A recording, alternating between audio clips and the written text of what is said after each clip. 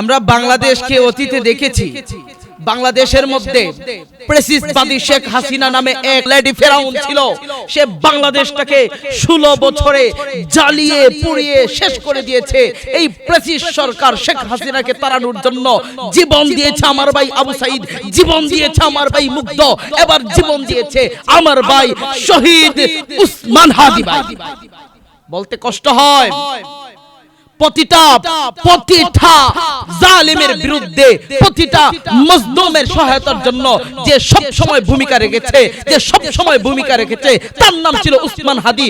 ফেরাউনের বিরুদ্ধে, ফেরাউন আমরা কাকে বলবো? বর্তমান ফেরাউন ছিল শেখ হাসিনা, বর্তমান ফেরাউন মোদি। যেমন শেখ হাসিনা মোদির সঙ্গে মিলে বাংলাদেশটাকে দিল্লি বানিয়ে ফেলছিল, এই দিল্লিকে আবার নতুন করে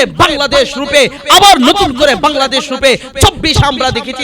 এই 24-এ জীবন দিয়েছে আমার ভাই শহীদ, হয়েছে আবু সাইদ, জীবন দিয়েছে মুগ্ধ, জীবন দিয়েছে, পরিবারের দিকে তাকায় নাই, তার পরিবারের দিকে তাকায় নাই, নিজের জীবনটা দিয়ে দিয়েছে। তেমন ভাবে এই হাদি, উসমান হাদি নিজের জীবনটা আজকে দিতে হবে। কে জানতো যে এই উসমান হাদির উপর এমন হামলা হবে? আমরা ডক্টর ইউনূসকে, অন্তর্বর্তীকালীন সরকারকে আমাদের দেশে বসিয়েছিলাম শান্তির জন্য, শৃঙ্খলার জন্য, আমাদের দেশে যেন শান্তি বয়ে আনে। কিন্তু আমরা দেখতেছি অন্তর্বর্তীকালীন সরকার ডক্টর ইউনূস ব্যর্থ সরকার হিসাবে প্রমাণ করেছে। বলতে হয় দুঃখের কথা, যখন বিবি নূরকে মারা হয়েছিল তখন ডক্টর ইউনূস কি ভূমিকা নিয়েছে? আমরা তো কোনো ভূমিকা তাকে নিতে দেখি নাই। এই যে হাদি ইন্তেকাল হলো, হাদির ইন্তেকালের পর, হাদির শহীদ হওয়ার পর এখন সে লাইভে এসে বলতেছে হাদির পরিবারের দায়িত্ব নিব, হাদির ছেলের দায়িত্ব নিব। আরে বাবা, তোর দায়িত্ব নেওয়ার প্রয়োজন কি? হাদির ছেলে হাদি বড় করবে, হাদির ফ্যামিলিকে হাদি চালাবে, তুমি কেন দায়িত্ব নিবা? আগে কেন তুমি হাদির খুনিকে ধরলা না? বলা হয়েছে যে কে মারছে হাদিকে? দাউদ মারছে। দাউদকে যে অমুক খান থেকে একজন বড়, একজন ক্লিয়ার, তাকে আনা হয়েছে মারার জন্য। সে আইসা মেরে ফেলছে। পাসপোর্ট বন্ধ, ভিসা বন্ধ, সে বাহিরে যেতে পারবে না। এখন শোনা যায় সে বর্তমানে বাহিরে আছে। সে কিভাবে যাবে? এই দেশ থেকে, বাংলাদেশ থেকে সে কিভাবে পালিয়ে ভারত চলে গেল? এটা প্রশ্ন আসে কিনা? অবশ্যই প্রশ্ন আসে যে বাংলাদেশ থেকে সে কি আলাউদ্দিনের চেরাগ পাইছে যে উইরা চলে যাবে? না, এটা কোশ্চেন কালে সম্ভব না। যেহেতু আপনারা বন্ধ করছেন যে তার ফ্লাইট বন্ধ, তার জন্য কিছুই নাই, কেউ বাহিরে যেতে পারবে না, তারপরও সে যাইলো কিভাবে? এর মানে বোঝা যায় এখনো প্রেসিডেন্টবাদী শেখ হাসিনার প্রতিটা সেক্টরে তার লুক রয়েছে। আপনি তদন্ত করে দেখেন, প্রতিটা গ্রামগঞ্জের যে চেয়ারম্যান মেম্বাররা ছিল, যারা অত্যাচার করেছে, নির্যাতন করেছে, নিপীড়ন করেছে, তারা এখনো বর্তমানে রয়ে গেছে। আর তাদের বিরোধিতা করতে ওই হাদি যুগে যুগে একটাই হাদি থাকে। হাদি বলেছিল যে শিয়ালের মতো 100 বছর বাঁচতে চাই না, সিংহের মতো 1 ঘন্টা বাঁচতে চাই। এই জন্য এই উসমান হাদির একটা টকশোর মধ্যে সময় টিভি তাকে টকশোর মধ্যে আনার পর সময় টিভিকে উত্তর দিতেছে, আমি উসমান হাদি যদি 50 বছর বাঁচি, আর আমি উসমান হাদির মাধ্যমে যদি এই কাজগুলো সম্পূর্ণ না হয়, এই উসমান হাদি বাঁচার কোনো প্রয়োজনই নাই। কিন্তু 50 বছরের জায়গায় যদি আমি মিনিমাম 5 বছর বাঁচি, আর এই 5 বছরে যদি আমার মিশনগুলো আমি বাস্তবায়ন করতে পারি, আমি মরে যাওয়ার পর মানুষ আমাকে স্মরণ রাখবে। তা আজ বাস্তবায়িত হয়েছে। এই উসমান হাদি শহীদ হওয়ার পর কোটি কোটি মানুষ তার জন্য দোয়া করতেছে, কোটি কোটি মানুষ তার ঘর থেকে বাইরে হয়ে গেছে, উসমান হাদির জন্য দোয়া করতেছে। এই জন্য আমি আপনাদের কাছে, দেশবাসীর কাছে বলতে চাই যে বাংলাদেশকে আবার নতুন করে আমরা সাজাতে চাই। ওয়াল্লাহি বিল্লাহি তাল্লাহি করে বলতে চাই, আমাদের বাংলাদেশে প্রতিটা প্রেসিডেন্টবাদী লোককে ধরে ধরে ফাঁসির কাস্টে তুলতে হবে। কারণ এই লোকেরাই বাংলাদেশকে ধ্বংস করতেছে। কোনায় কোনায়, এখনো কোনায় কোনায়, প্রতিটা সেক্টরে সেক্টরে প্রেসিডেন্টবাদী লোকেরা বসে আছে, প্রেসিডেন্টবাদী লোকেরা কাজ করতেছে। আওয়ামী লীগের দালালরা, কুত্তা লীগের দালালরা কাজ করতেছে। তারা গিয়ে দেখেন এজেন্ট বাস্তবায়ন করতেছে দিল্লির। আমি বলতে চাই যে যারা আছে তাদেরকে ধরেন, দইরা দইরা একটা একটা কইরা জবাই করেন।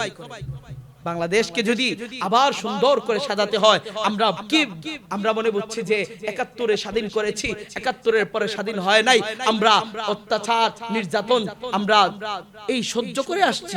কিন্তু 24-এর পরে আমরা, প্রতিটা জনগণ ভাবছে যে এখন শেখ হাসিনা শেষ, এখন আমরা শান্তিতে থাকবো। কিন্তু না, শেখ হাসিনা যাওয়ার পর বিপদ বাড়তেছে।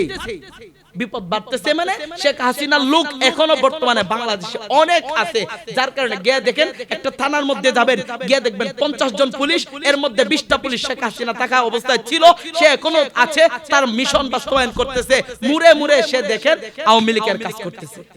আমরা জানি না, আমরা বুঝি না, এই দেশটা হুজুগে দেশ হয়ে গেছে।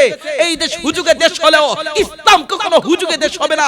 আমরা বাংলাদেশের মধ্যে খেলাফত কায়েম করব ইনশাআল্লাহ, খেলাফত কায়েম করব ইনশাআল্লাহ, খেলাফত কায়েম করব ইনশাআল্লাহ।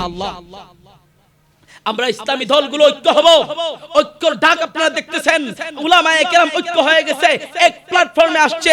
এবারে বাংলা নতুন বাংলা হবে।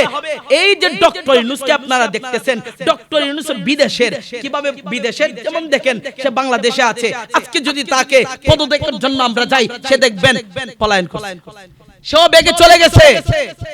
কিন্তু বাংলাদেশে এমন সরকার প্রয়োজন যে সরকার নিজের ধ্যান দিবে। যেমন ফয়জুল করিম সাহেব, নাইবে আমির সাহেব চরমুনাই, উনি বলছিলেন যে আগে আমি মরবো বেটা, আগে আমি মরবো, এরপর আমার কর্মীরা মরবে। এই জন্য এমন সরকার বাংলাদেশে প্রয়োজন যে সরকারের মাধ্যমে ইনসাফ কায়েম হবে। বাংলাদেশে ইনসাফ বলতে কিছুই নাই, ন্যায় বিচারের যন্ত্রণাটা পর্যন্ত বাংলাদেশে বর্তমানে নাই। এই জন্য ডক্টর ইউনূসের মাধ্যমে আমরা আশা করি নাই, আমরা আবারও বলতেছি, বাংলাদেশকে যদি শান্তি শৃঙ্খলা বজায় রাখতে চায়, এই দেশের মধ্যে আল্লাহ তাআলার রহমত যদি বর্ষিত হতে হয়, তাহলে একমাত্র ইসলামী হুকুমত, কুরআনী হুকুমত, খেলাফত প্রতিষ্ঠা করতে হবে। এছাড়া বাংলাদেশে শান্তি আর কোন পদ্ধতি, দ্বিতীয় কোন বিকল্প কোন পদ্ধতি নাই। এই জন্য দেশবাসীর কাছে আমি উসমান হাদির জন্য দোয়া চাইবো, যে ভাই আমাদের জন্য জীবন দিয়েছেন, যে ভাই আমাদের জন্য লড়ে গেছেন, নিজের বিবিকে ভুলে, সন্তানকে ভুলে উনি একটা টকশোর মধ্যে বলতেছে যে আমি আমার সন্তানকে 3 বছরের মধ্যে আমি আমার সন্তানকে একবার কোলে নেই নাই, এমন জনগণের জন্য শুধু সময় দিচ্ছি। আজকে যদি উনি বেঁচে থাকতেন, ওনার সন্তান যদি বড় হইতো, ওনার সন্তান ওনার কাছ থেকে এই শিক্ষাগুলো পেত। সন্তান এতিম হয়ে গেছে, ওনার স্ত্রী এখন বিধবা হয়ে গেছে। তো আল্লাহ তাআলা উনাকে জান্নাতের সুউচ্চ মাকাম দান করুক, দোয়া করি আল্লাহ সুবহানাহু তাআলা উনাকে কবুল করুক। আর সবাই বিশেষ করে উসমান হাদি ভাইয়ের জন্য দোয়া করবেন, যে যেমন পারেন উসমান হাদি ভাইয়ের জন্য দোয়া করবেন। আল্লাহ যেন ভাইকে শহীদি মর্যাদা দিয়ে কবুল করেন এবং জান্নাতের আলা মাকাম, উচ্চ মাকাম দান করেন। আমিন।